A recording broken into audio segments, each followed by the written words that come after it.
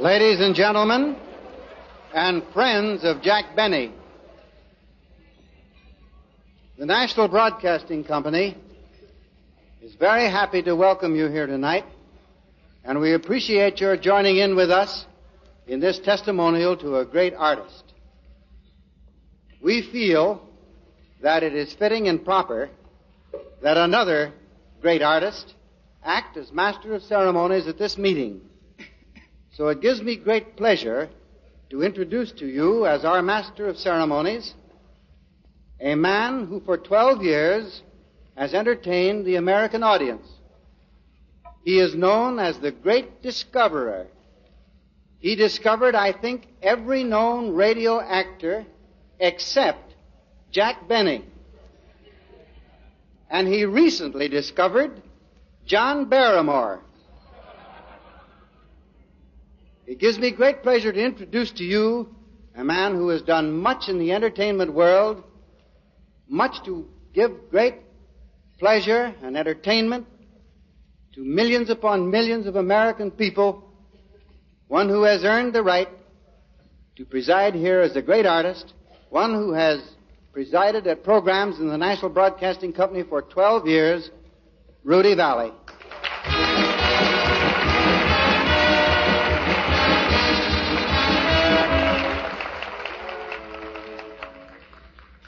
As Jack would say, thank you, Don Gilman. I've been a little bit envious of that throwback to the court jester that we dignify with the term comedian. It's a very great gift, great perhaps as the power that the surgeon has to heal those who are ill, to be able to bring laughter into the heart, minds, and innards of human beings. Comedians and those who write for them perhaps number into the thousands, but few indeed become really great, truly great. And in radio, with its voracious appetite for material and its persistent weekly demand for outstanding performance, has made very few who are truly and indeed great. Our man of the evening is one of these very fortunate, unusual few. I could say that we are here to pay tribute to him, but those of us who are in radio and who know the National Broadcasting Company are here chiefly to see NBC get the check.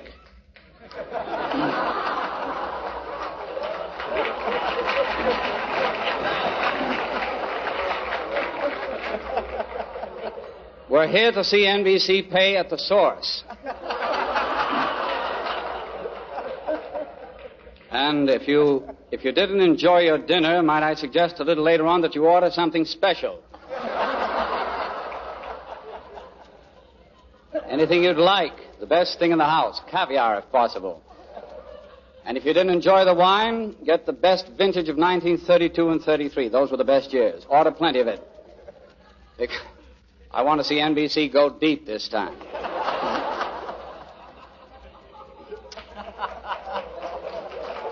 Jack Benny, cradled in vaudeville, came up through radio, as many of us did, and I'm going to leave others to tell you what he has done, but I'd like to point out in passing, as a radio performer myself, the innovations for which he is more or less responsible.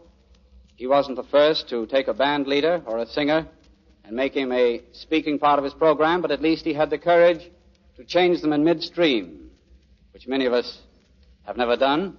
And the fact today that many of our shows are 30 minutes in length are unquestionably due to the fact that Jack was the first to take the 30-minute show and prove that it could be as great in popularity, if not greater, than the hour show. For that, I can't forgive him, because I like the hour show myself. Jack proved, too, contrary to what George White and others in show business would have you believe, that you could lay off during the summer, come back in the fall and garner all your votes again, and have your listening audience greater than ever. Those are truly great innovations for which we in radio are deeply appreciative. And he has done something that I've always felt should be done, and that is to spotlight the others in your cast and sometimes let them even take greater prominence than yourself. And he does it with the greatest magnanimity, for which people love him. West Coast NBC, profiting by East Coast NBC's 10th anniversary at the Waldorf Astoria, of which little should be said,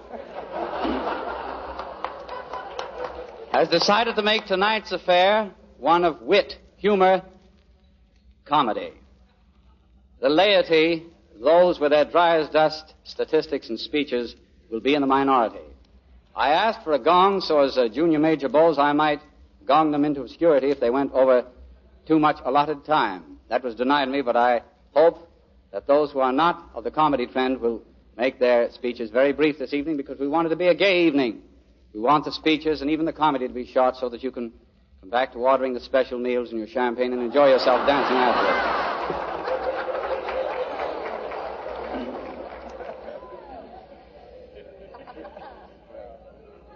Jack Benny has that quality of personality and that outstanding something, that unique quality of his humor, has somehow kept him apart from the forked tongue of jealousy that most people in show business have known only too well. I've never heard anyone, not even his own colleagues, ever at any time speak enviously of Jack and his work. For that reason, every comedian who does pay tribute to Jack tonight, I know speaks from the fullness of his heart with all the sincerity at his command. I want to present the first one in order, as our routine goes this evening, a young fellow who recently received his draft number. Fortunately, he was able to secure deferment due to the fact that he has a very dependable, and, what the hell am I talking about anyway? Anyway, I want to present him because he's fortunate, as I say, in securing that deferment that he could be with us this evening. Charlie McCarthy and his dependable, Edgar Bergen.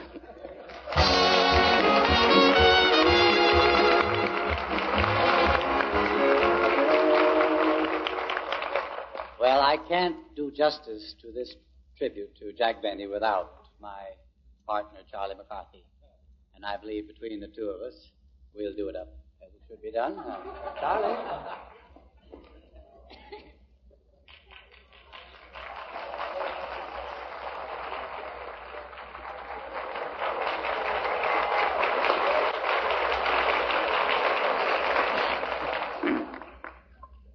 How is it, dull? No.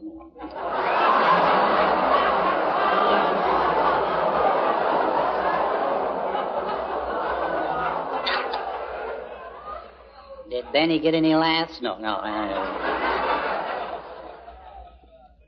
To be invited to this dinner and to sit at this table makes me very proud.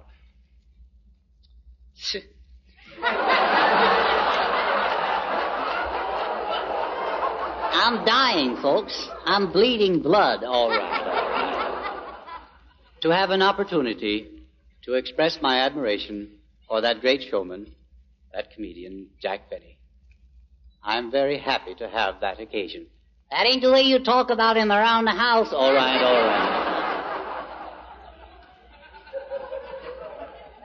That's right. NBC told him to say that. No. They did nothing of the kind. Well, I know they censored my speech. But I remember most of it. I could quote it.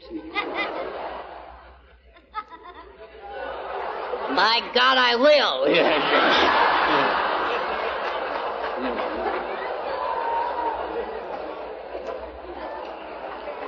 And he's so damn smug. All right. No.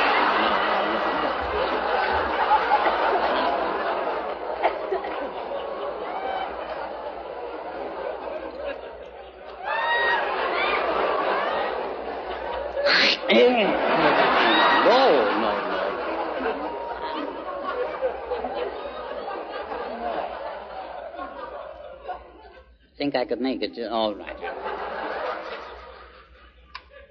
I hope the rivalry among radio comedians will continue in the pleasant and healthy state that it's in, because I think it is great sport. I've known Jack a long time. As a matter of fact, we worked in vaudeville together. Yeah. Between the two of you, you weakened it so Bob Hope could make the kill. Yes.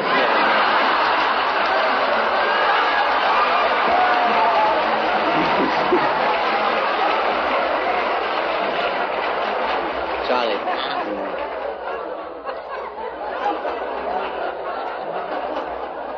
Charlie, do you want all these people to go home? No, just Jack. No, all right. To go home thinking that you're not a gentleman, that you can't behave like a gentleman, No, that you can't censor your own speech? no, You don't want them to think that? no, sir. I'm sorry. Well, fine. Wouldn't you like to say something nice to Mr. Benny? Yes, I would. I want you to be a gentleman. I want you to be a fine gentleman tonight. Yes. Look how well Jack behaves himself. He's rehearsed it. Oh, yes. Mr. Benny, we of the younger generation bow in reverence to your proud gray toupee. No. You are a great showman, Mr. Benny. You're 1 in 1,000. When you were created, they broke the mold. I can't say that I blame them. All right. I think you're very, very comical. Ha ha.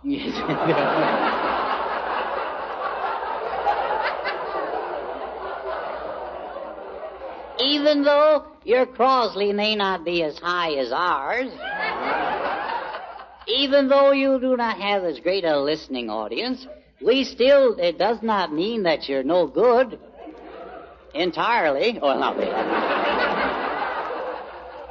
Even though you're Crosley, Charlie, will you stop nudging? What? Our Crosley isn't. What? I say our Crosley. It isn't. What are you saying, man? Yes. No. Our Crosley is not higher than that. It is not higher. Are you mad? No.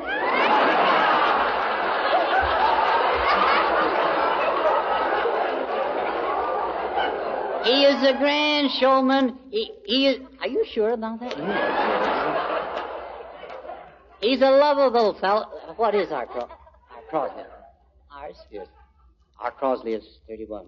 31.2. 31, yes. What's, stinkers? Jack's Crosley is 33. Yipe! Why, you stingy miserly, you great... All right, now listen. Well, we are not going to let that Crosley interfere with our friendship. No.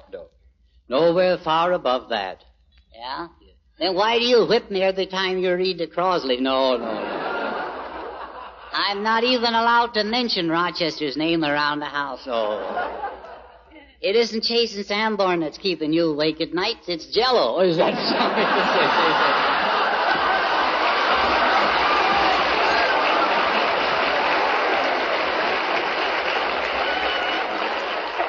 And we don't even keep the damn stuff in the house. Is that so? You've gone pretty far, Bergen. Yes. He even tore up a picture of Abraham Lincoln. Oh, no. Well, we are here to celebrate Jack's 10th anniversary. Yes. He's made a career of radio. We could have done it in half the time. Yes. And I'm afraid we will. But I want to say in all seriousness, Jack, that the crown of Crosley rests on the head where it fits the best. So we bow to you, King Jack. Yes. And we're very happy to have it just this way, and may it continue for a long time. And believe me, Jack, if we can steal it from you, by God, we will.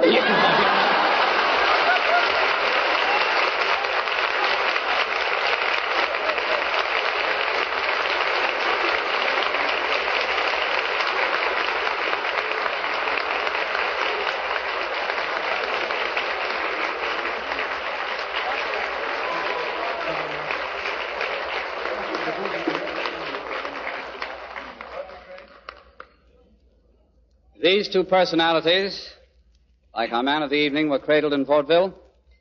Like Jack, they came up through the hard way in radio, but so great is their homespun appeal to the millions of radio listeners that during a layoff occasioned by a severe illness of one of the two, they came back greater, bigger than ever, with their Crosley approximating the other two. It's a pleasure to present Fibber McGee and Molly.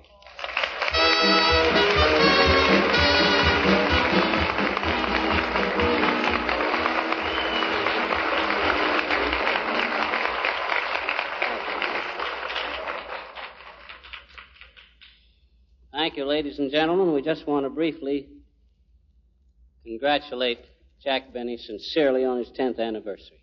Oh, indeed we do. Isn't it wonderful, McGee? You bet.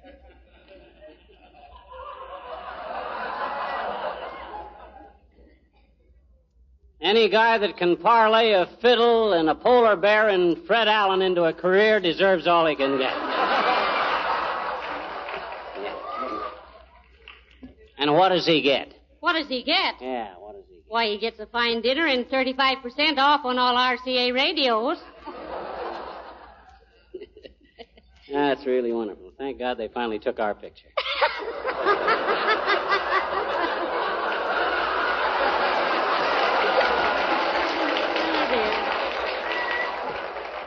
That's really wonderful. You know, Molly, 10 years on radio. That's something, isn't it? It certainly is. It's grand. I tell you.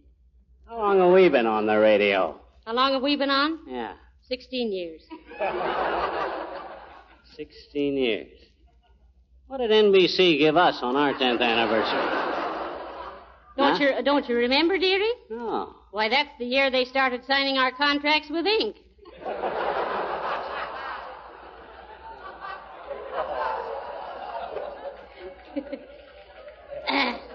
McGee, I heard. Huh? I heard that Jack is going to own his own network when he gets through with his contract.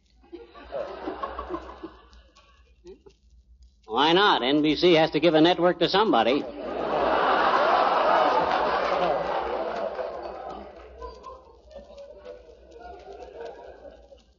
I think we better sit down, dearie. Huh? We better sit down. Why? I'm hungry.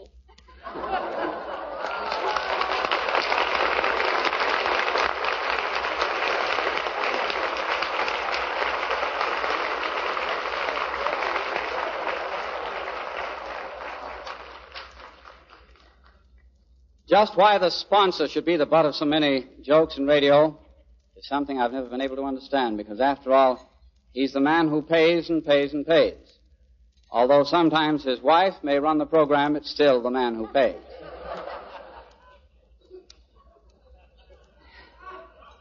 I had hoped to use the analogy that it would be as difficult for a Yale man to say something nice and kind about a Harvard man as it would be to introduce this particular sponsor. But I discovered shortly before the dinner got underway that I should have remembered it from a banquet back in New York several years ago, that we both have the same alma mater, New Haven. So I can't use that analogy, but I will say that it's a little difficult for me to be kind and generous in this introduction after 10 years of having tried to sell yeast, Chase and Sandwin coffee, and royal gelatin, to introduce a man who sells Maxwell House and Jell-O. It is difficult, and I know that Standard Brands would never forgive me for it.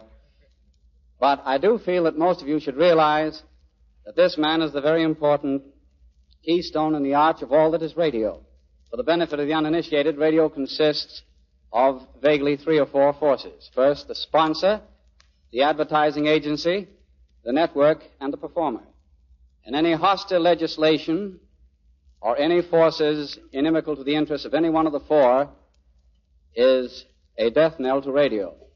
And we hope that nothing ever will destroy the harmony of the working of these 4.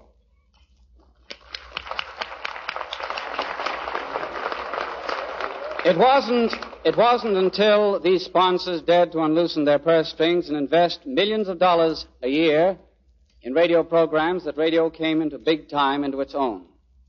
And it is only from these profits that the networks in turn were enabled to bring to the masses of radio listeners cultural and educational programs, symphony programs, and other things that have made radio really interesting and worthwhile.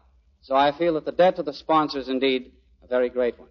Perhaps the greatest compliment I can pay this gentleman is to say that he had the courage and faith when other sponsors possibly didn't feel the faith that he felt in Jack Benny, to underwrite him for the tune of many millions and to see his dream come true. I'd like to present the president of General Foods, Chester Colby.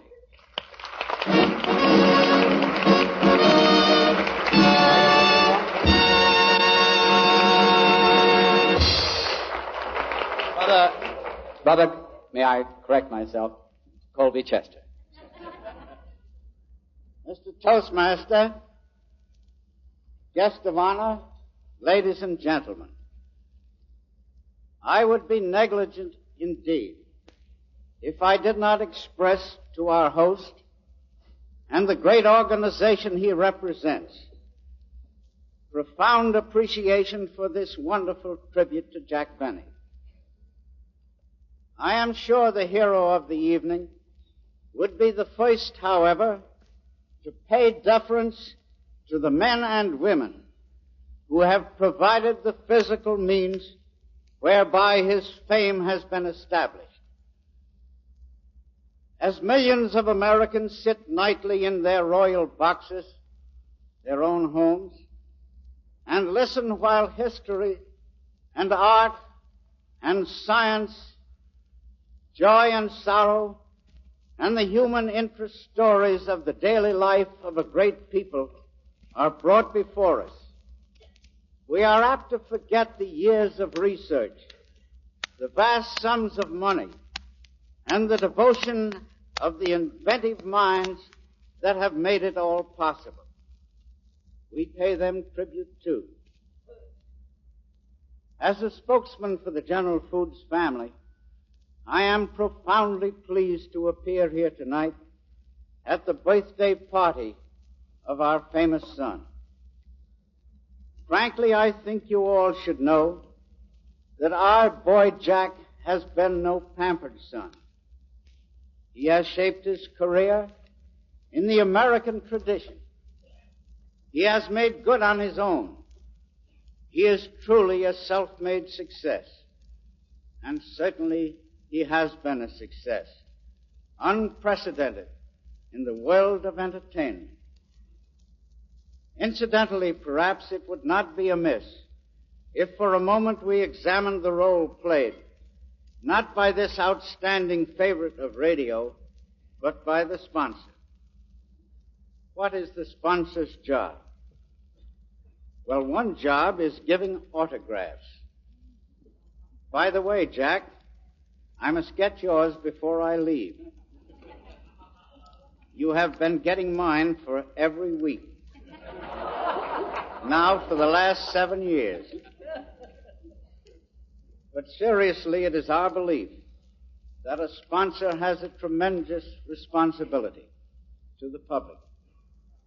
Like his products, a sponsor's radio program must have high merit, and they must give rich satisfaction week in and week out. The sponsor must get performers in whom the public has confidence, provide the show with a far-reaching network, and then allow the star to produce the show as he sees it. And that is what we have tried to do.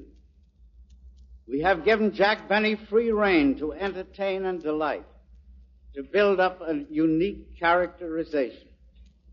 We have allowed him to give full expression to his marvelous talents, and proudly we have watched him take the lead and hold it.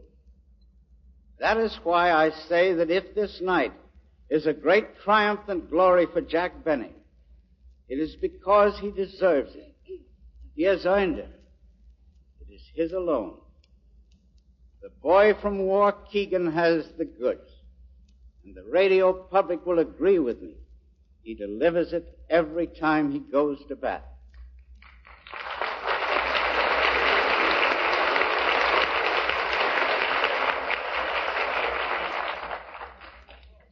It is important, too, I think, that someone point out this revealing fact. Jack Benny's programs have sparkled and exploded with fun, but he leans ever backward to make them clean, decent fun for the whole family's ears, and welcomed in the households up and down our land. The script often seems to require Jack to suffer setbacks. He often gets buffeted about. He meets disappointments, but he is there trying. He can't be squelched. He can't be dismayed for long. There is something magnificent and inspiring in an unconquerable spirit like that.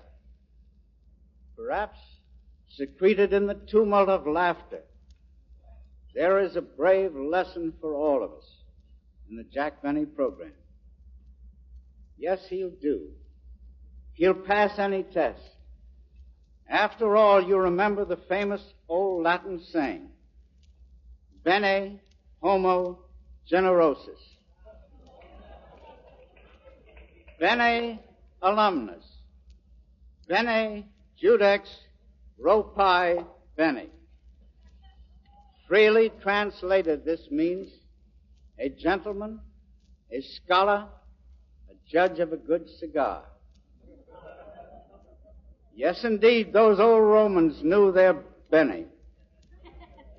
Bene dicere, to speak well. Bene facere, to do well. Bene vivere, to live happily.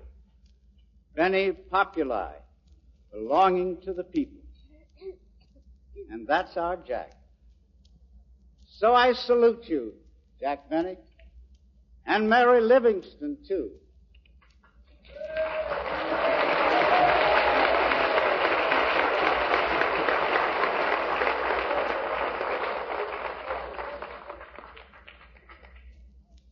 None of us know what is in store for this land of ours, but whatever it is, be it blood or tears, toil or sorrow, or years of peace and contentment, may your voices continue for many, many years to come to bring joy and laughter to America's listening millions.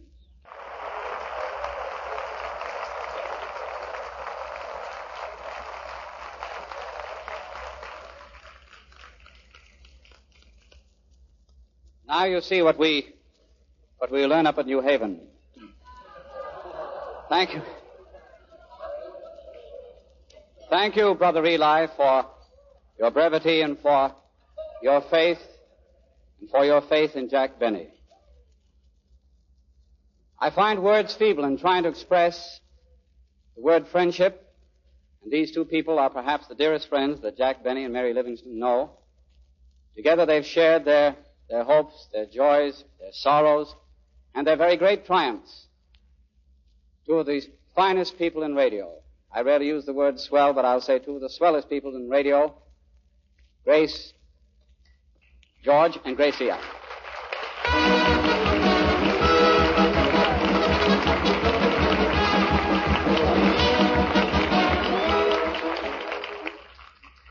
Ladies and gentlemen, Gracie and I were thrilled to be asked to say a few words on this occasion because we've known Jack Benny all our lives, and we're very happy to be here. I'm not. And, of course, this is the first time NBC has ever honored one of their stars on this occasion.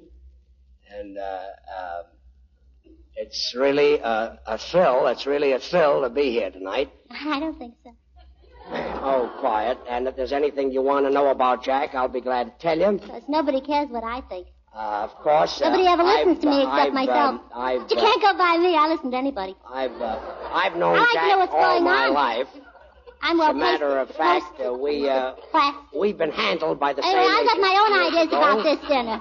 I think the whole thing is silly. Was the fella, and if anyone's going to be given a dinner, it should be Mary Livingston. She's the one who ought to have this dinner. Mary's the one who deserves this dinner. Mary's the one. She's the one who ought to have the dinner. Mary in those days. Poor Mary. Mary deserves the dinner if I ever saw a person deserve a dinner. She deserves the dinner. Mary Livingston deserves the dinner. Quiet. Mary Livingston. Yeah, Mary Livingston. She's the one. Yes. Jack's wife, you know. I know that. Yes. What's bothering you, Gracie? Oh, I think the whole thing is ridiculous. Poor Mary. She's been home cooking for Jack for 10 years, and they finally get a chance to go out one night and they give him the dinner. You think NBC ought to give Mary the dinner? Sure. She could do with a good dinner. I say. She looks like she hasn't eaten for years. I say.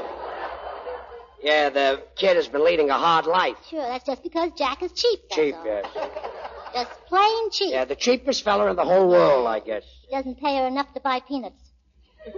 How do you know? She only gets a little more than I do. Gracie, what about those diamond bracelets that she wears and those diamond clips? Yeah, but she has to wear them all the time. I see. He wouldn't even buy her a safe to put them in. He's cheap, yes. Yeah. Cheap kid. Saw her coming home the other day with Jack, and she had 7 Lily Daché hats that she just bought. I bet she had to carry them. It's too bad, yeah. Shame. Fine gift, buying her 7 hats. He knows she's only got one sister to give them to.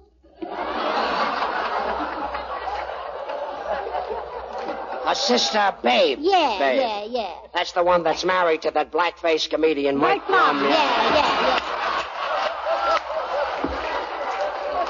Well, don't worry about Mary. She's doing all right. Jack just bought her a beautiful home with a big swimming pool. Oh, sure, full of water. Full of water, yeah. What does he want her to do, drown herself? That reminds me, I gotta fill our pool, too. Yeah. Poor Mary. Yes. She gets up early every morning, never gets a chance to see the daylight. Never gets a chance to see the daylight? No, by the time she walks through the 56 rooms to the front door, it's dark outside. Why doesn't she go out the back way? Can't, full of writers.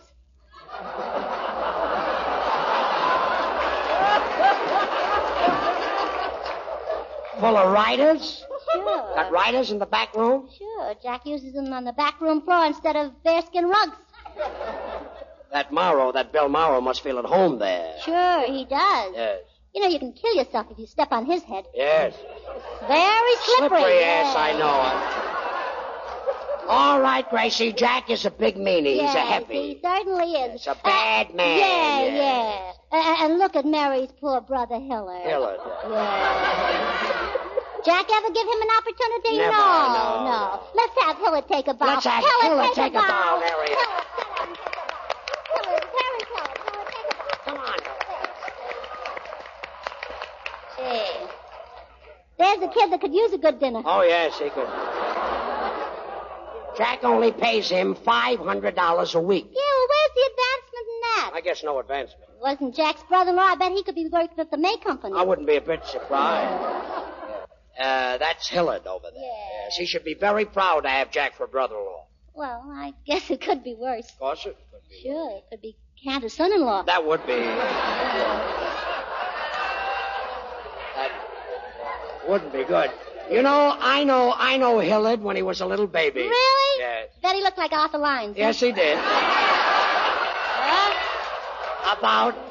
About 10% of him looked like Arthur Lyons. Small Arthur Lyons. Yeah, well, you know, as a matter of fact, they still look alike. Hillard and Arthur Lyons. Yeah, they're both round-shouldered around the waist. Around the waist. Around the shoulder. Yeah. Hillard should do as well as Arthur Lyons. Yeah, Jack Benny should do as well as Arthur Lyons. Oh, boy. You ought to see the officers that Lyons has. Nice officers. Ooh, they're beautiful. Really terrific. They're the most beautiful things I've ever seen. Yes, It's a regular Jewish Shangri-La. Oh, it's lovely. A Jewish Shangri-La. Yeah. You mean nobody ever dies there? Yeah, oh, no? You ever see Lester Lynx? Lester Lynch. Yeah. That's that small Tom Harrington, isn't that the fella? Yeah. I thought so, yes. Lester Lynch. Yes. Did you ever meet Arthur's brother, Sam Lyons? Sam Lyons? Yes. Oh, is he the one who's the interpreter for Jack Benny's father? Yeah, that's the fella. Oh, yeah, I saw him. Yes, that's the fella. Yeah. Well, anyway, Gracie, Sam Lyons, Arthur Lyons, Lester Lynch, Tom Harrington, Hillard, everybody thinks Jack is a wonderful fella. What about Harry Conn? Quiet. Harry Conn. I still think Jack is a wonderful fella. I don't think he's so wonderful. I think Mary's a wonderful fellow. All right, they're both wonderful fellas. So is Mary. All right. Mary's a wonderful We both fellow. agree, don't we? Yeah. Well, let me finish my speech. So, ladies and gentlemen, we're very happy that Jack has been giving this honor, and deservedly so. Jack has been the #1 comedian on the air for years. I don't think he's so wonderful. If he's so wonderful, why doesn't he get a valet for Mary like Rochester? Then she can be the #1 comedian on the air, too. I think Mary we've deserves said enough. That's She's the one who plenty. should have the dinner. That's it.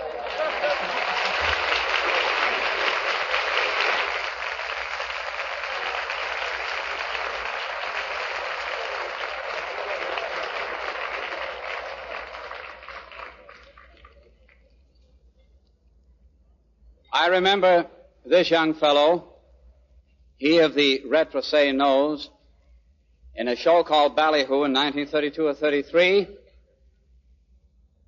In radio, he took considerable time to find himself and 12 writers, but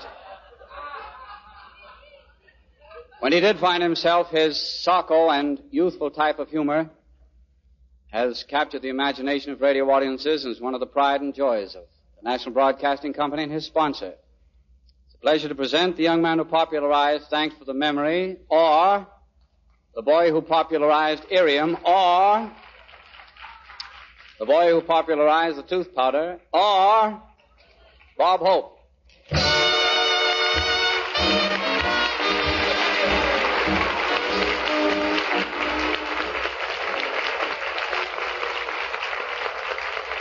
Thank you very much. You get on here according to your Crosley.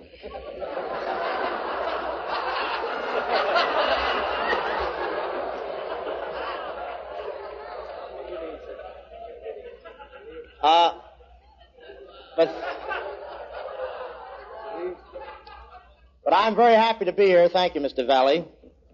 You've improved.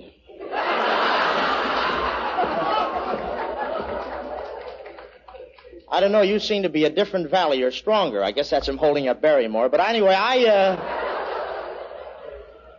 am very happy to be here, ladies and gentlemen, at this fine affair. If I'd known they were going to routine it this way, I'd have had my agent down to see you earlier, Gilman.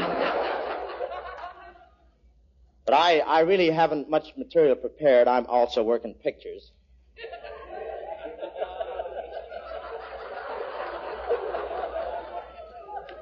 But it's a thrill being here anyway at this wonderful publicity stunt.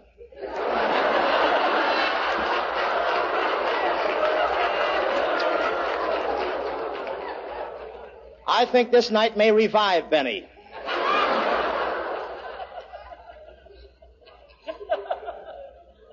Ten years on the radio. That's an awful lot of time to spend to try to top Fred Allen, isn't it? No, but I tell you, I'm really surprised that I'm up here on the dais. Mary gave me my choice of speaking or having a table in the men's room. But I don't know the fellas from the Columbia Broadcasting Company, so I didn't want to...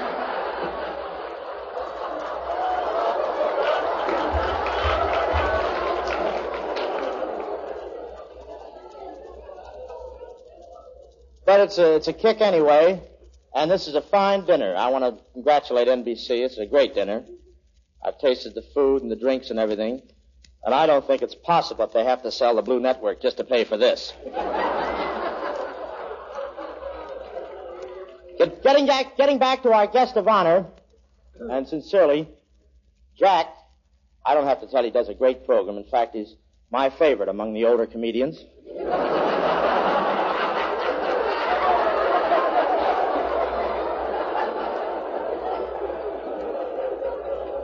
And you can't deny that he's very funny. He's a very funny man. I wish I could walk that way.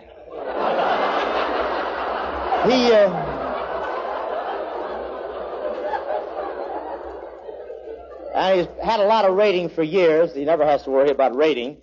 They don't ask what Benny's Crosley is. They just say, who's second? And I've been very jealous of his show because he has a lot of continuity. So easygoing. Continuity. That's French for let's go to Palm Springs and the hell with the jokes.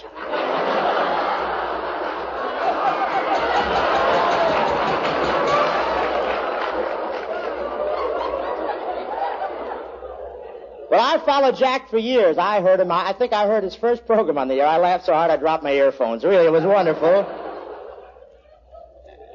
And I know that everybody listened. You folks must have heard him. He goes on 48 hours before the Pepsodent show. Fortunately for my writers, but it's really a great thing.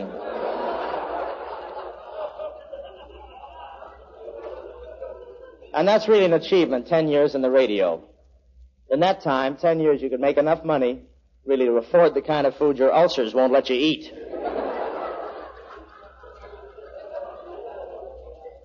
And I think everything's been said about Jack. I don't want to say too much. I mean, you hear people, I know him very well. I was in vaudeville with him, too. And you hear people say he's tight. I happen to know that he's a generous fellow. In fact, right now he's supporting 14 relatives and a married couple from Anaheim who claim they can grow hair.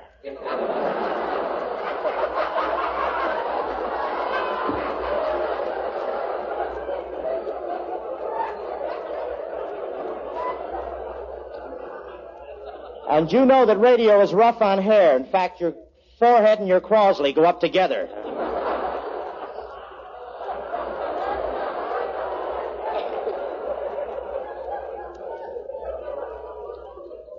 Of course, he is a little thrifty. The Bank of America has a branch out in Beverly Hills they call Bundles for Benny.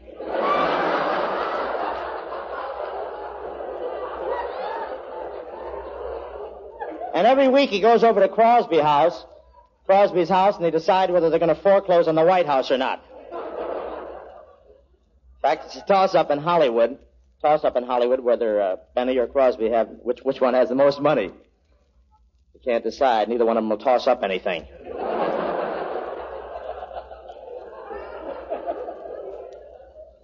But I happen to know he's a grand guy. In fact, the other night I saw him down on Hollywood Boulevard passing out dollar bills. That was the same night I saw Hearst going in to see Citizen Kane.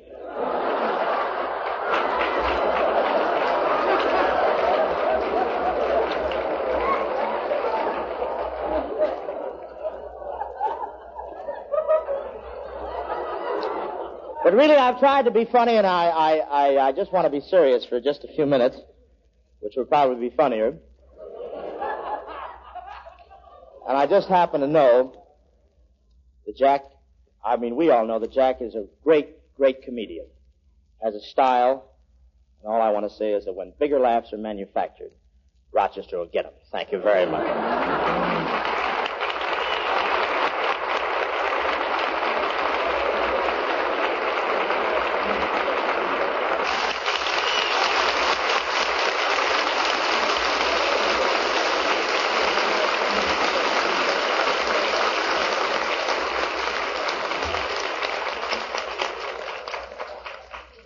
Jack Benny's film boss is a man of the Old South, a man who knows his theater, and it is no mere coincidence that some of the best Benny pictures have been made since he took over at Paramount. Mr. Y. Frank Freeman.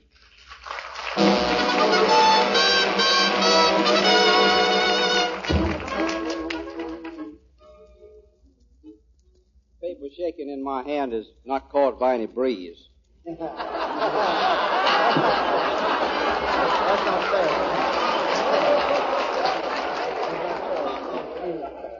fair. Tonight, the radio industry is paying tribute to one of its great artists, Jack Benny. We of the motion picture industry wish here, at this time, to thank our radio friends for the privilege they have extended to us of adding a few words to theirs in honoring Jack Benny. He is one of our great artists, too, and we are glad to tell the world that we're proud of him.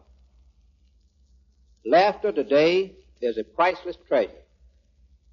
We need so much more of it. To be able to entertain millions, to bring some measure of relief from the stark realities of life, we believe this is a service that can never be measured in its real, true value to men, women, and children of our world today. Jack Benny, like the real, true artist he is, gives us all of this and more. We in the motion picture industry know of his contributions to every worthy cause for charity. Not only does he give of his time, but he gives of his money unstintingly as well. It is a well-known axiom in our industry that you do not have to worry about Jack Benny.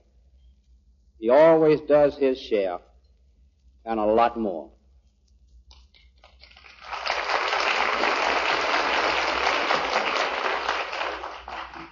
The word intolerance is unknown to Jack.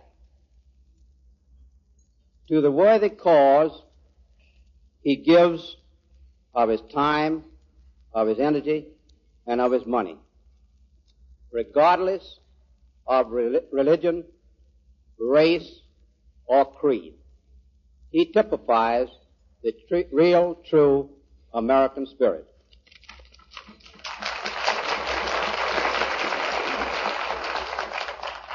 Now, Jack, in behalf of your fellow workers and associates in the motion picture industry, and as their spokesman tonight, will you please accept from us our sincere and deep-felt appreciation for all you have done and will continue to do for us.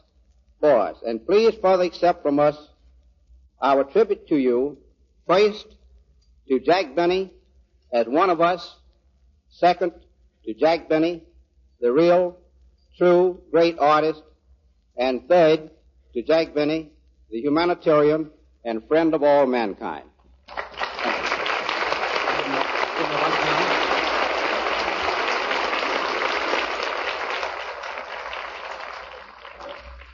Had I known that the next gentleman was going to be in town, I would have certainly relinquished this position, asked him to fill my shoes because he is a Toastmaster to end all Toastmasters. I've watched him at so many of the Jewish Theatrical Guild dinners at the Commodore in New York, where he holds forth as only he can. Many of you are way ahead of me because you know that I'm referring to the man who's done so much for the youth of America, George Jessel.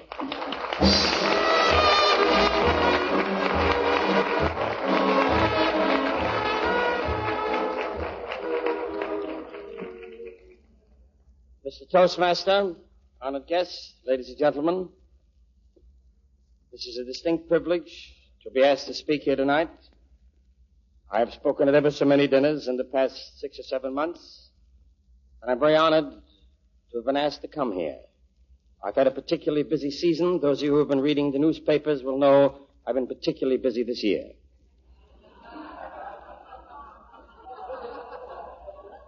No, besides that, I've been working very hard. I really have.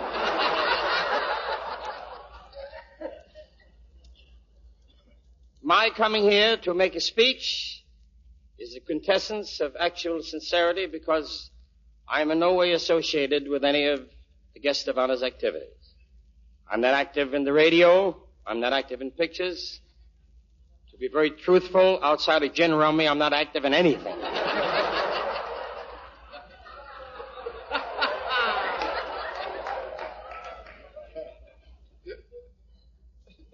I have been speaking throughout the country on various subjects.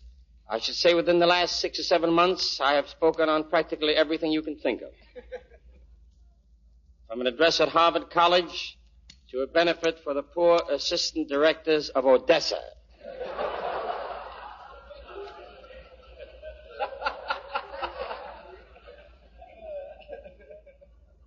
Added to that, I have been speaking all over the country wherever I might be engaged in nightclubs, for example. I appeared only lately in Miami. The management of a nightclub, knowing that I would be so close to the language, figured that I would be an asset to their association. I was engaged to come to Miami at a nightclub, not a very elaborate one, just a very small place to dance and a few tables to dine. But upstairs, they had a very big business in that place. I was to be there 8 weeks, but the opening night, a gentleman made an 8 the hard way, and the joint folded.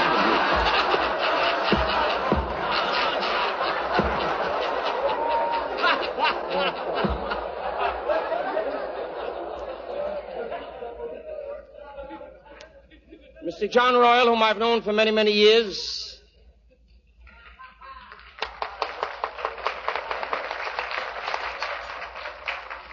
who I think has done more for broadcasting than almost any other executive that I know of, said, Georgie, you should make something of a key speech. Well, a key speech about humanity and mankind, you hear so much of them. I was particularly interested in what the head of Paramount, Mr. Freeman, said a moment ago.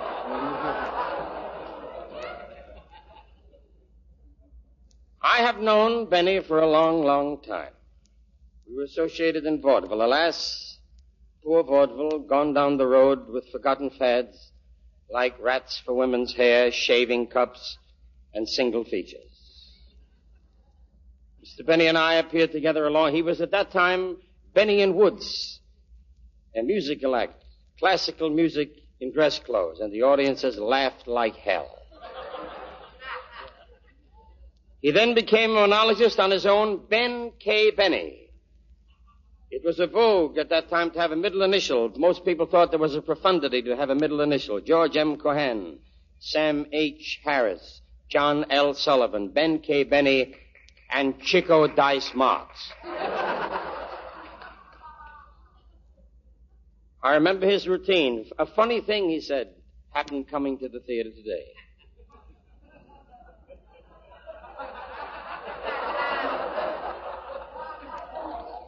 Now it's a funny thing if anybody comes to the theater. And I was particularly interested, and particularly since I'm only a visitor out here maybe once or twice a year, to see of this lovely halo that surrounds his head, this lovely boy that never a breath of scandal has been whispered about. Not that I'm the one to talk of such things.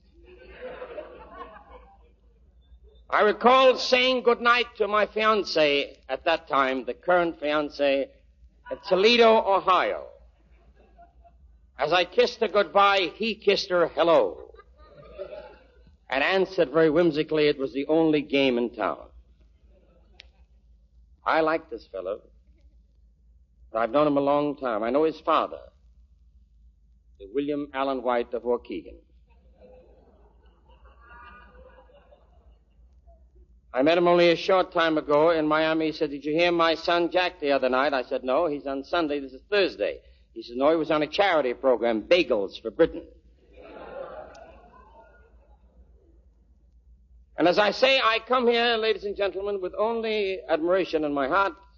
I am not on the radio at the moment. In fact, so little of the new programs, have anything but Jeannie with the hair. And the quiz shows. Unfortunately, for my type of mentality, I am not adequate to be a participant in these quiz shows. I heard one the other night, the new one. Win it, guess it, catch it, and schmeck it, and everybody wins a prize.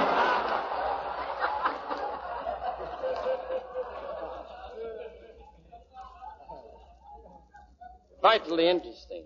The announcer said, "All right, now everybody on your mark, be keyed up. Be mentally smart if you want to win a prize. Step up, young man." Young men stepped down to the audience. Says, "What is your name?" Fellow says, "Joe Kraus." Take $3. Or if the fellow would have known his own address, he can break that company immediately.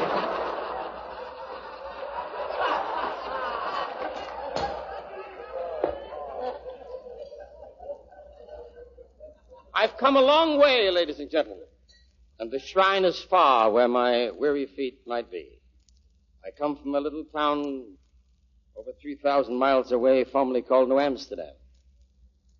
New York, they called it, but it doesn't seem to be New York since my eldest son is not the chief magistrate of that great city. I have only one thing to say about Benny and his program because it's vital, not only to me but to all of us. The success of the Jack Benny program is a very accurate and very lovely picture of the system, please God, under which we live. Now look at it. A company of actors, Americans all, and yet all with different religious persuasions. Eddie Rochester, a Baptist or a Methodist. Schlepperman of the Jewish faith. Divine, an Episcopalian. Maurer and Boulogne, Catholics, I believe. And from the melting pot of all these emotions comes a great program. That's what makes it a great program. Now you can go further. The audience, we, the audience who listen to it, the same thing. Americans all, Jews, Catholics, Protestants, Episcopalians, Mormons, whatever religious denomination you please. Because of the tolerance of all these people put together, that's what makes us a great audience. That, please God, that's what makes this a great country. Long may it live, and long may it laugh at Jack Benny.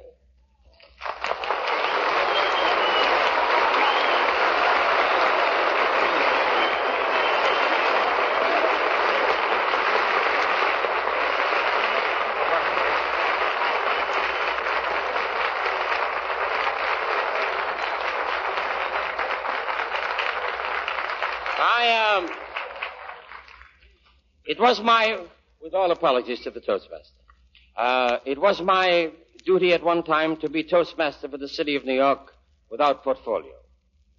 It was my good fortune at that time to make a great many speeches in the mayoralty campaign in 1924. At that time, I introduced the man who was to be the mayor as Father Knickerbocker's truly begotten son. I hope that he will not feel that I'm impertinent in asking him to say a few words. I who have known him since the age of 8, love him very dearly, as do all good Americans. May I ask him, with permission of all concerned, Jimmy Walker.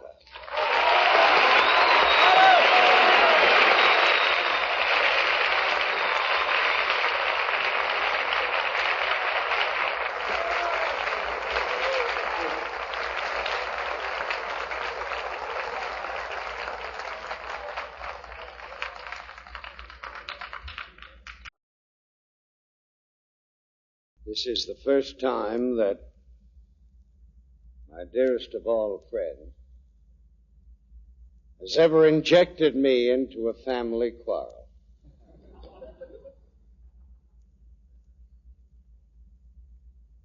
I was having a very lovely time. Amid the nervous apprehension that must of necessity exist between great people. I settled on this board tonight, and I felt again the revived and delightful thrill of years ago when I found myself in competition. Now, in spite of the things that Georgie has said, and said so ably, look at the damn thing now, I've turned out to be a buttonhole maker.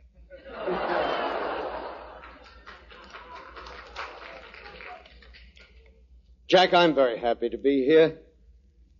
As a long-distance, devoted admirer of you, may I make a public confession? More particularly of Mary. Of course, you're used to that now, if you hear the truth from everybody.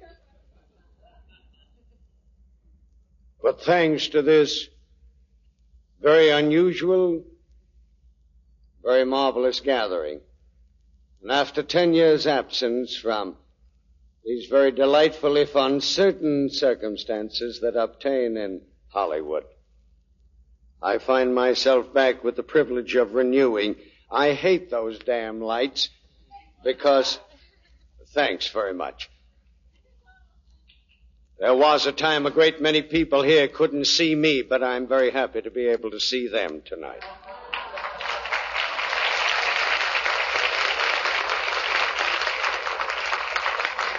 I rather like it. I'm used to late dinners and used to being late for dinners. But this one was just a little bit too late for talking. And yet there's a camaraderie here. It's time to relax. I'm not a comedian. I'm not on radio, and I'm not in competition.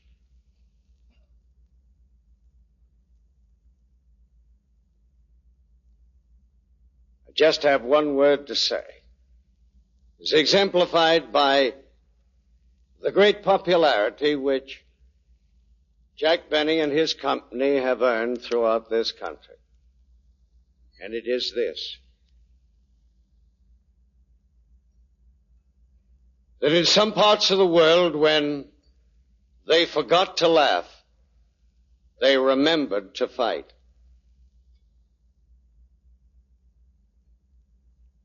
I visited Washington very recently, and thanks to the hospitality of the President Pro Tem of the United States Senate, enjoyed a very inspiring lunch with a dozen members of the Senate. Men sat around the table and exchanged stories.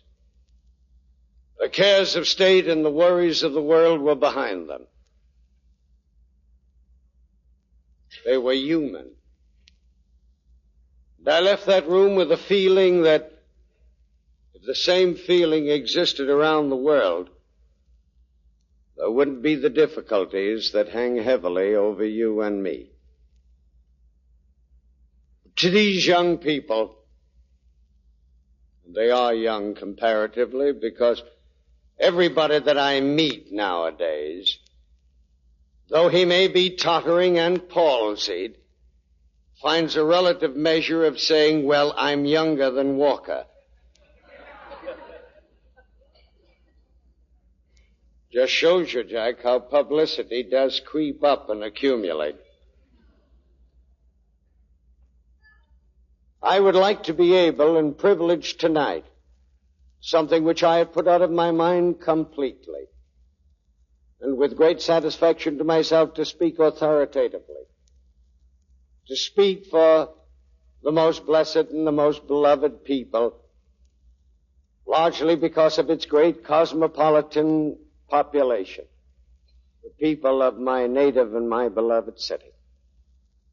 I might wish that tonight I wore a badge of authority, that I might lay a grateful word at the feet of this delightful couple for the pleasure and the joy that they have brought to the people with whom I live. But even though I don't speak with authority, I still speak accurately. There is nobody in the old town, Jack, that our people are more devoted to, find greater comfort, greater happiness in, than with you. Now, an example of that is that my children eat Jell-O,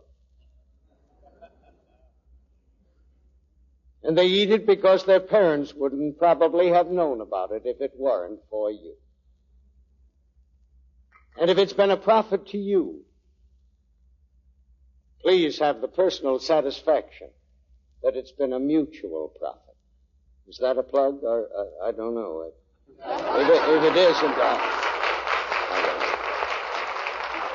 in spite of the fact that I'm very happy to be here, Georgie shouldn't have done this to me. He knew that I was waiting for my wheelchair.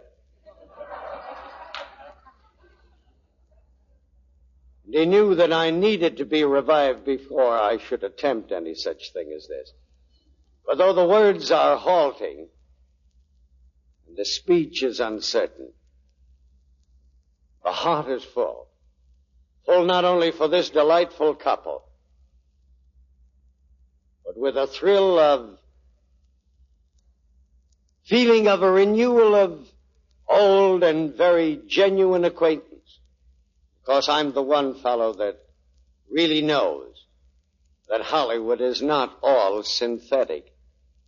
That if you cut beneath it all, with the showmanship obliterated, and the demands that are made upon men in public life, men who live, and women too, in the spotlight, and underneath the skin, it's like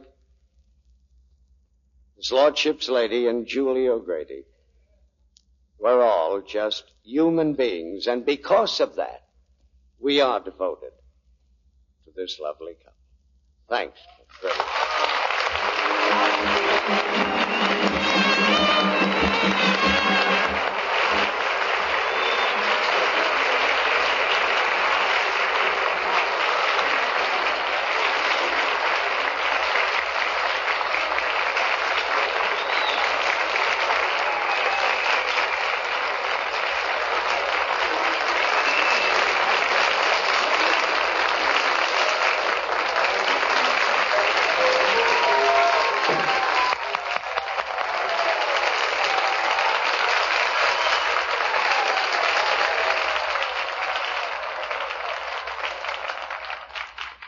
Thank you, Jimmy Walker, for responding. As he rises for a bow, may I ask for a very cordial and congratulatory, victorious hand of applause for the finest mayor that the city of Los Angeles has ever known, Fighting Fletcher Bowron.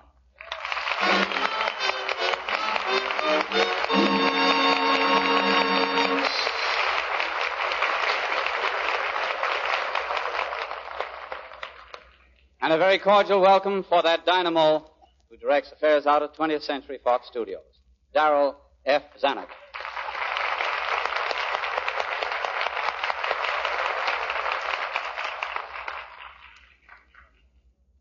This gentleman knows and loves radio as much as any of us who know radio and who love it. He came up through radio in the South, but won his first chevrons in Chicago, the Windy City, where he achieved a vice presidency. When the time came, they felt that he was the man to fill the president's shoes in Radio City. He has a southern dialect that stays unchanged throughout the years because it's typical of his sincerity, his honesty, his courage, and his love of that giant maker that we in radio know and love, radio itself. It's a pleasure to present Untrammeled Niles Trammell.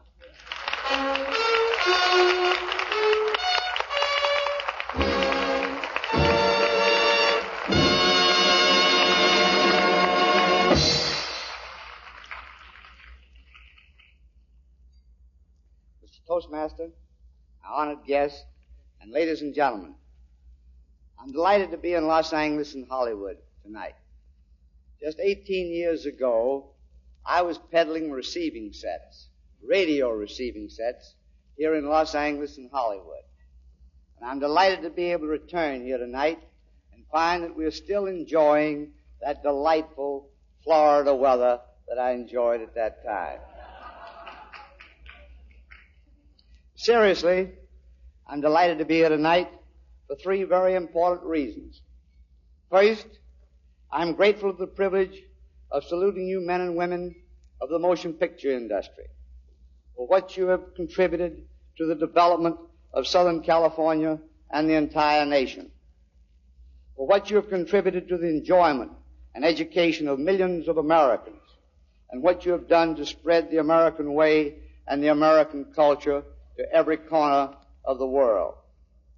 I'm happy to salute you especially as a spokesman for radio because our two industries are so closely allied on so many fronts.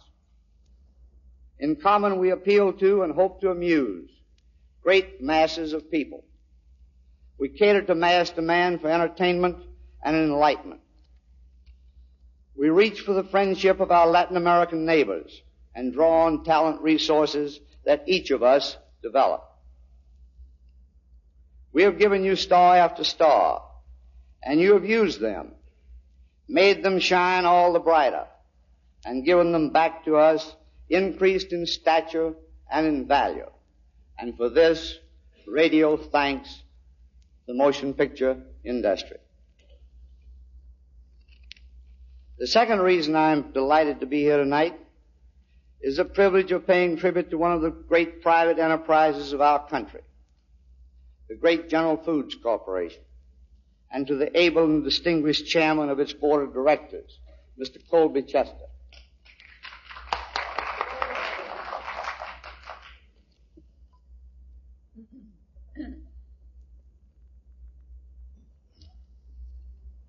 Not alone for their great job of selling on the air, nor for their magnificent research on behalf of the consumer, nor for the food economies they have effected, but for their foresight, intelligence, and generosity in undertaking such a vital role in a new medium for the dissemination of information, entertainment, and culture. We in radio regard General Foods as one of our real pioneers. They began to use the medium of broadcasting for the sale of their products as early as 1927. Since then, they have added program after program, from the old Showboat days to today's Maxwell House Coffee Time with the impish baby Snooks to Kate Smith, We the People, the Aldrich Family, Jack Benny's Jell-O Again, to say nothing of the 7 daytime shows of far-reaching importance. In its radio activity, General Foods Corporation have done more than a selling job. It has helped strengthen and preserve the American way of life. For it was in the American way that our system of broadcasting has been developed along the fundamentals of free private enterprise. To the intelligent American broadcaster who appreciates the significance and importance and the responsibility of his position, A client is the most noble work of God. I say that with all sincerity, not only because the association between broadcaster and manufacturer helps to move the commerce, but because without the revenue of the manufacturer, the non-commercial services radio now gives the American people could not exist. Without the commercial sponsor, we would have no Toscanini, no University of Chicago Roundtable, no news coverage from the theaters of war, no National Farm and Home Hour, no Catholic Hour, and no other important religious and educational programs. Without our commercial sponsors, there would be not even a Jack Benny as we know him today. Jack Benny, ladies and gentlemen, is my third and final reason to feel proud, happy, and honored to be here tonight. It is a privilege for any radio broadcaster or for any individual in America to be able to pay tribute to a man who, by his own ingenuity and effort, has contributed so much to the pleasure and relaxation of the American public. I'm not going to bore you with statistics showing how many popularity polls Jack Benny has won in the past years, or how many times he has been rated first in the Crosley surveys, or how many packages of the 6 delicious flavors he has sold for Mr. Chester. I'm not going to tell you what happened to the gas man. That's Rochester. That's for Rochester to worry about. But I cannot avoid telling you what Jack Benny has meant to radio. The night Jack Benny first went on the air, he gave radio and the American people something more precious than mere entertainment. Jack Benny gave us laughter at a time when we needed it most. The night of his radio debut, there came to life a new comedy formula. A formula that we in radio call the Jack Benny formula. Never laugh at the other fellow, laugh at yourself. That formula brought a refreshing era of national humors and of laughter. Week after week, our radio comedians gave us back our perspective and restored us to sanity and peace of mind. But our trials and tribulations are not yet over.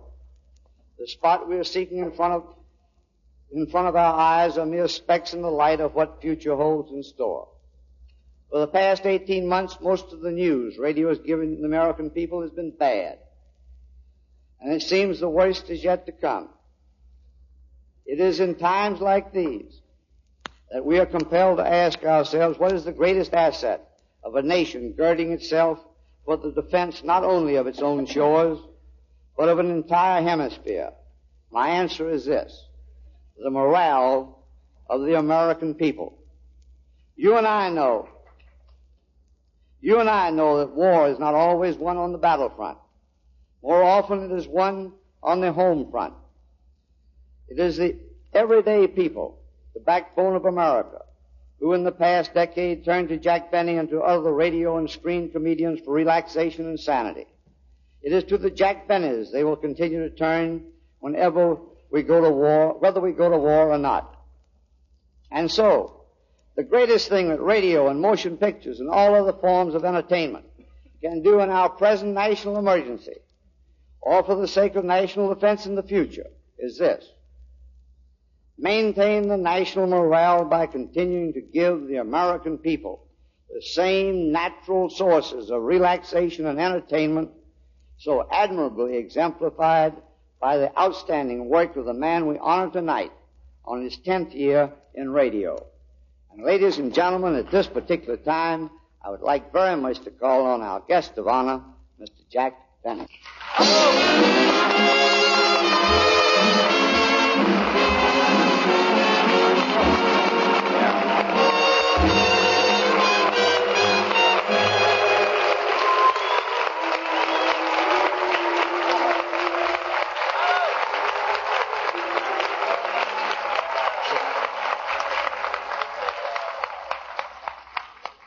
Thank you, Mr. Trammell. With all the speeches on ahead of me, I thought I'd have to make mine in Armstrong and Schroeder's tonight.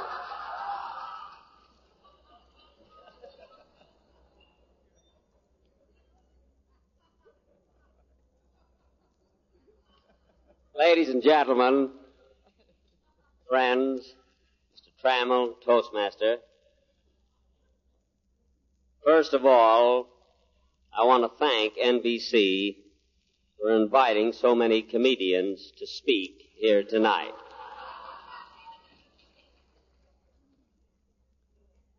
There are 8 comics sitting at the dais, and I'm standing on Milton Berle.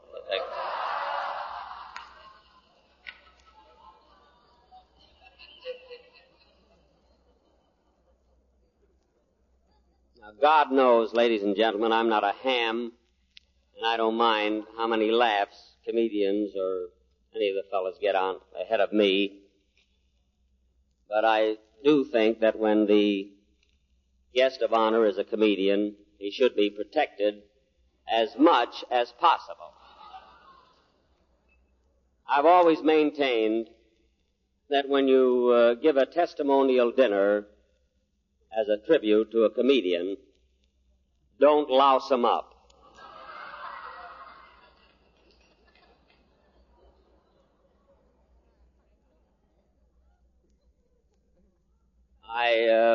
I also can't quite understand why Rudy Valley was chosen to be Toastmaster tonight.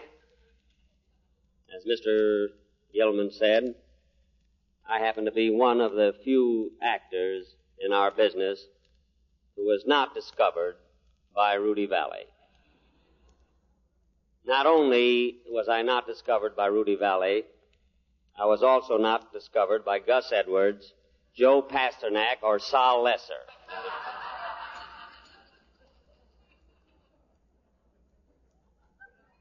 As a matter of fact, I was found under a rock in Waukegan by Arthur Lyons.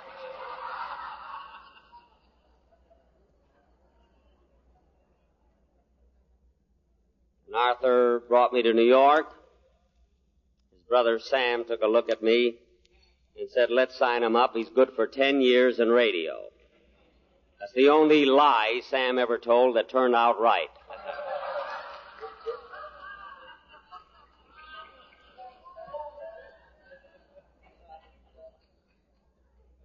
Of course, the 3 of us have been eating ever since. Only on Arthur it's becoming.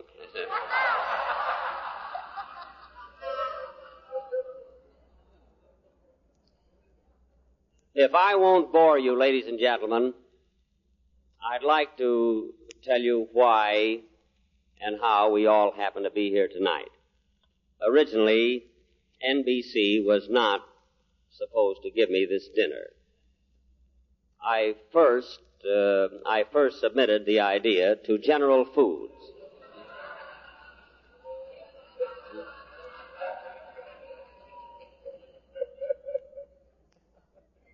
In fact, when I was in New York a couple of months ago, I went up to see Mr. Charles Mortimer, who is vice president in charge of Jell-O. And I said, Charlie, on May 9th, I am celebrating my 10th anniversary in radio, and I've got a great idea. I say, why doesn't General Foods give me a testimonial dinner to mark this occasion? And Mr. Mortimer said, well, Jack, he said, we're strictly businessmen. We don't go in much for entertainment or social activities of that kind, but if you'll speak to your advertising agency, Young and Rubicam, and if they're willing to give you the dinner, we'll be very happy to furnish the Jell-O for dessert.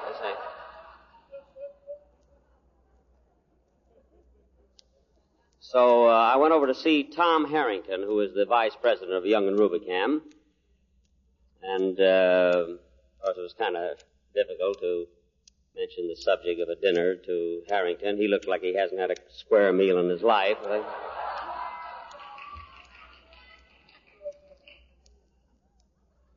Anyway, I put the proposition up to Harrington, and Tom said, well, Jack, we're in a very peculiar spot. You see, you're not the only program we handle. And if we give you a dinner, Eddie Cantor will want one. So I said, nuts to Cantor, this is my idea. So he said, well, Jack, he said, and after all, I said, I've been on the radio for 10 years. He said, but Jack, he says, you see, you haven't been with us 10 years. You've been with NBC 10 years. And if they're willing to, why don't you speak to them about this particular dinner? So I said, okay, Tom, I will. And he said, no hard feelings, Jack. And I said, hell no.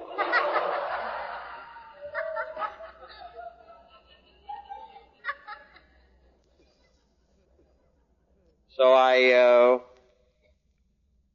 left Young and Rubicam, and on my way to NBC, as I was walking down Madison Avenue, my brand new hat blew off, and a truck ran over it, which cost me $7.50 right there, and still no dinner.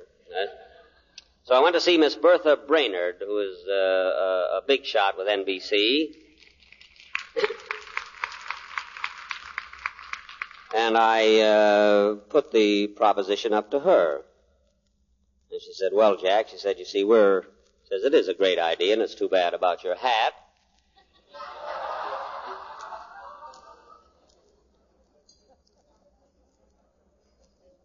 But said, you see, we're in a very, very peculiar spot. You see, that even though you have been with us for 10 years, we have other programs who have been with us even longer. For instance, now Jim and Jen, they've been with us 15 years. And if anybody deserves the dinner, they do.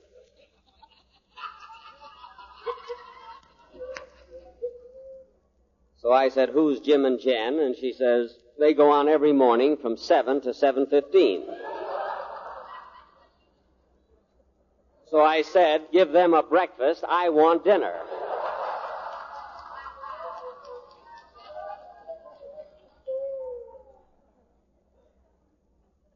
Well, anyway, ladies and gentlemen, to make a long story short, Miss Brainerd sent me to Mr. Trammell, who sent me to Mr. Royal, and Mr. Royal sent me back here to Hollywood to see Mr. Don Gilman. And Mr. Gilman sent me to see the Western production manager, Mr. John Swallow. So I went to Capistrano, saw Swallow, and here we are.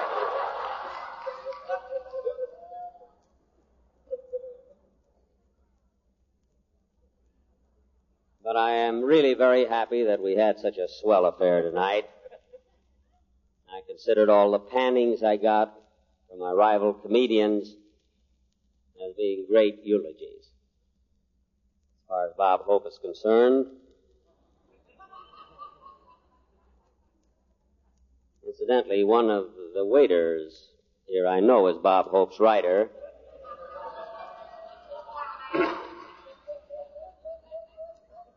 Because when he served me the soup, he tried to sell me 3 minutes on rain in California.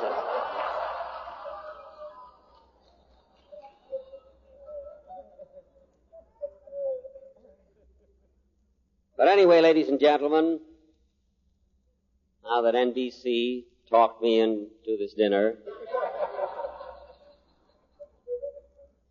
I'm sure that it was not only meant for me, but for all of my associates. You know, to have any kind of a successful radio program, you can't do a monologue or a single. You've got to have an awful lot of help. You've got to have fine comedians and fine actors, and certainly great writers. You can't get along without them. And I'd like to take just a few moments first to introduce two boys who have been with me now for the past 5 years and have written my radio programs for the past 5 years and have done a great job. Bill Morrow and Ed Boulogne.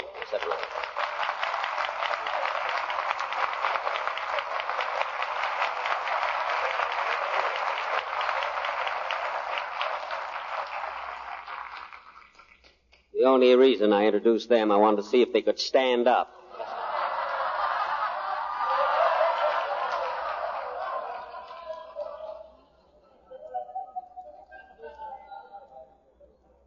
Hey, fellas, it's Friday night. Where's the script?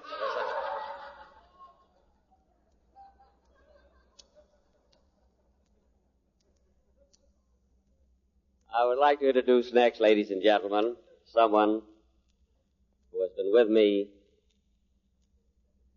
longer and before I ever started on radio. My wife, Mary Livingston.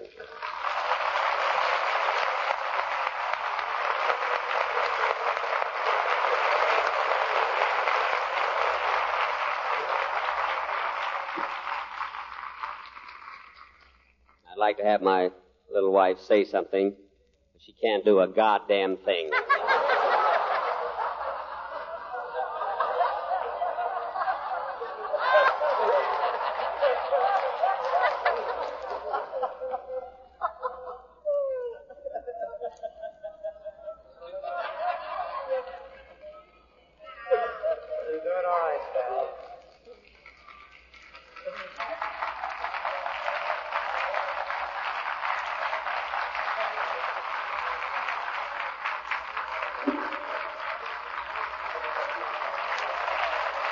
Take another bow.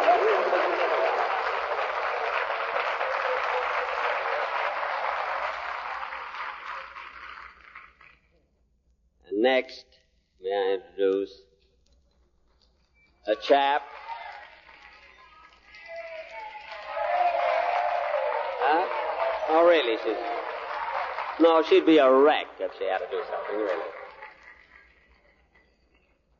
I want to introduce next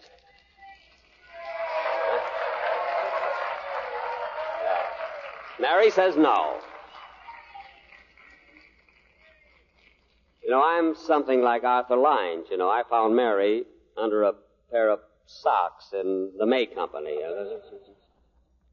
I want to introduce next a very... Say something? Oh, no, really, she's terribly frightened. I want to introduce next my very good friend and very good announcer who has been with me for the past 7 years, Don Wilson.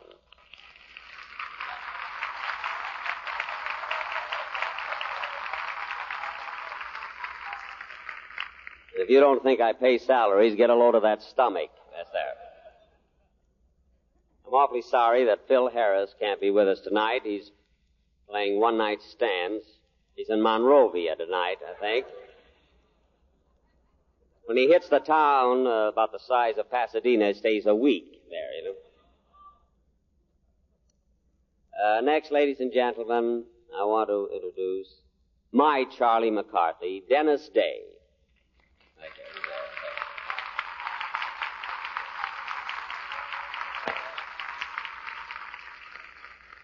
Now, Dennis is a little confused tonight.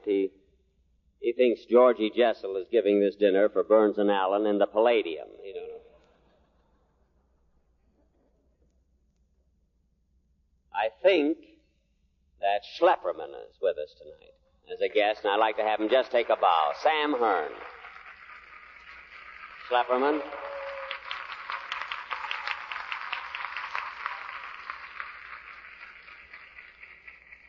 Also, Andy Devine. Is Andy here tonight? I don't know whether Andy is here or not. And last but not least, ladies and gentlemen, a very fine artist, and I think a great comedian, Rochester.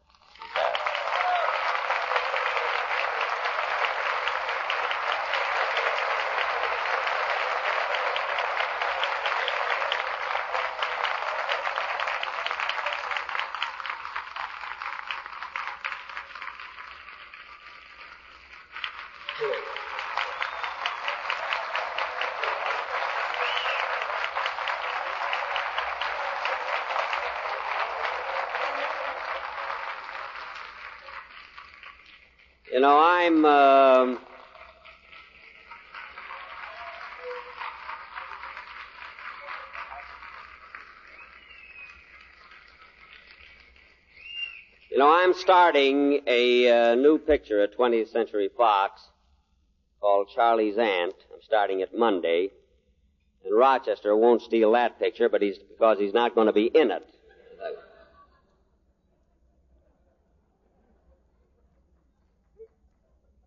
Mr. Zanuck called me in his office the other day, and he said, Jack, he said, beautiful office, too. I walked in there, and he said, Jack, I was wondering whether or not we ought to have Rochester in this picture.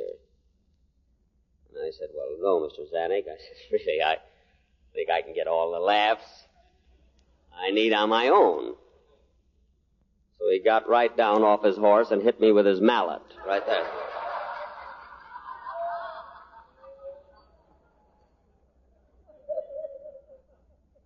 Because I don't know why they keep putting me in those comedy pictures. I don't know, I feel that I am more of the lover type.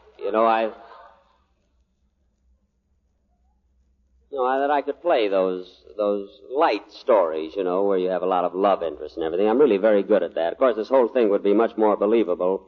Miss Livingston would get that silly grin off her face, I think. Well, I think that's about all, ladies and gentlemen.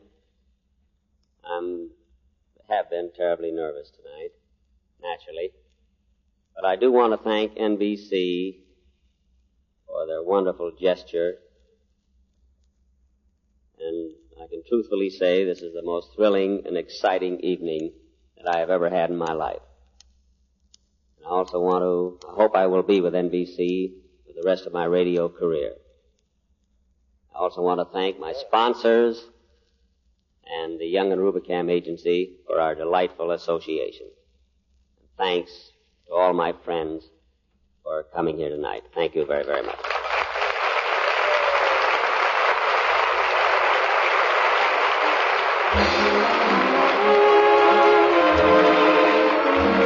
Ladies and gentlemen, there are two very brief presentations I'm going to ask you. If you'll just kindly wait just a few minutes.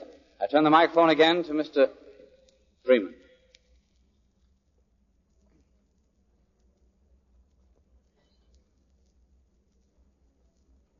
Jack, I have with me here tonight a little token that's been handed to me by members of the Motion Picture Producers Association. This token is only a watch, Jack. There are many watches in the world today. But on it is engraved to Jack Benny in appreciation of his services to humanity. May I say that same motto or that same engraving is engraved on the hearts of all of us in the motion picture industry and of all of us that have worked and been associated with you.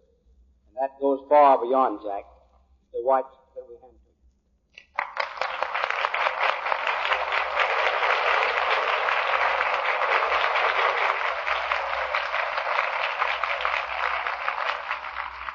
Thank you very much, Mr. Freeman. If I ever get another job at Paramount, I'll sure be on time. That's one thing. Thank you very, very much. And President Niles Trammell has a gift. We're really going to drop him down with gifts. We've got 3 of them for him. But I'm going to make it very brief. We have here a scroll on which we express our admiration and affection for Jack Benny. And it's presented to him in the name of the National Broadcasting Company. I'll not take your time tonight to read it to you because I know the hour is getting late. There you are, my friend Jack. Thanks. Now we have something for Jack and Mary, which they can probably use if Rochester ever finds the gas man. They can probably use this to serve the gas man tea whenever he shows up.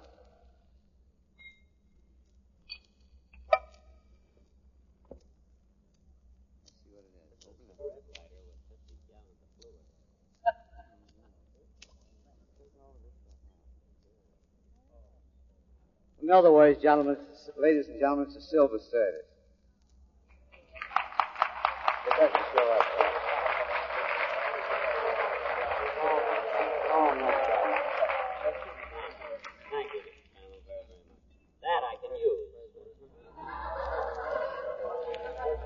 I got a lot of watches, but a thing like that, Now we have something that is not goes on all night. of any material value, but it's something that money could not buy. It's a master key to the studios of the National Broadcasting Company in Radio City, New York, and a similar key to the radio studios in Hollywood, California.